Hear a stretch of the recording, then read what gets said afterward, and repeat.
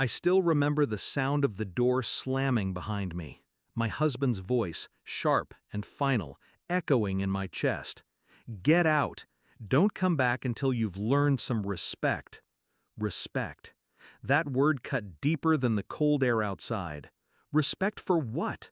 For lies? For his son's poisonous whispers? For the boy he swore was just misunderstood, but who was the root of every crack in our marriage?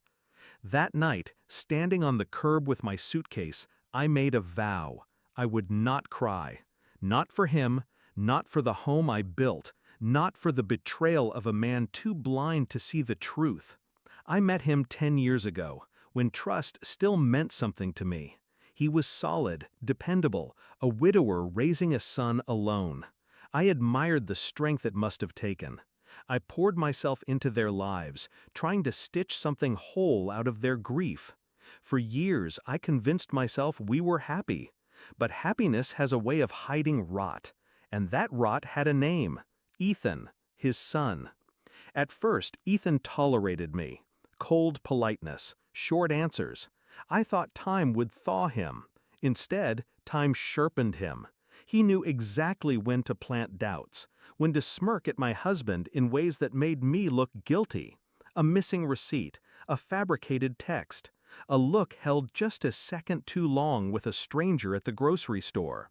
And my husband, whom I trusted with every part of me, listened to him, believed him. The night he threw me out, Ethan was standing at the top of the stairs, a shadow with a grin. He watched as his father exiled me, and I swear I saw victory in his eyes. That was the night I stopped being their victim. In the weeks that followed, I disappeared. Not into despair, but into planning. I moved in silence, like smoke curling under a door. My husband thought I'd come crawling back, broken, apologetic. Ethan thought he'd won. Neither knew the woman they had pushed out. I hired a lawyer. I traced accounts, assets, every thread of financial fabric we'd woven together. I kept receipts, emails, proof of every sacrifice I'd made for that house, that marriage. And I built my case quietly, meticulously, while their household festered in false triumph. 3 weeks later, he called me. His voice was calmer this time, smug even.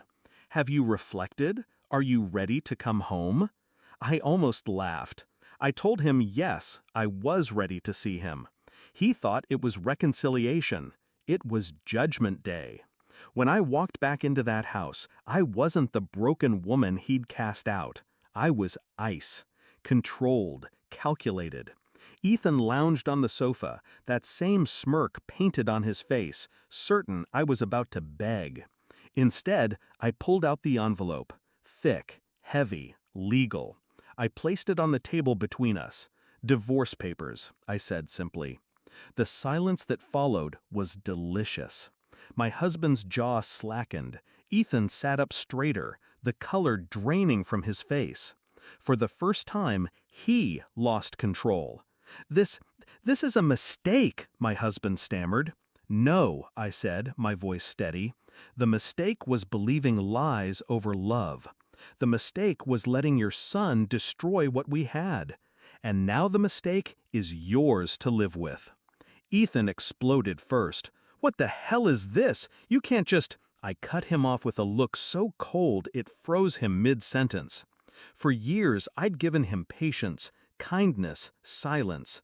That night, I gave him the truth. "You wanted me gone, Ethan. Congratulations. I'm gone. But I'm taking half of everything with me. The house, the accounts, the security you thought you had locked under your father's name, it's mine now too." His mask cracked. He swore, shouted, cursed, but I barely heard him. I watched my husband, the man who once called me his anchor. He looked smaller now, powerless. And for the first time, he saw the cost of his blindness. I left them with the paper still trembling in his hands. I didn't look back. I didn't need to. Their silence followed me out the door, heavier than the slam that once cast me into the street. Now I sit here reflecting, not on my failures, but on my strength. He asked me if I'd reflected, and I have.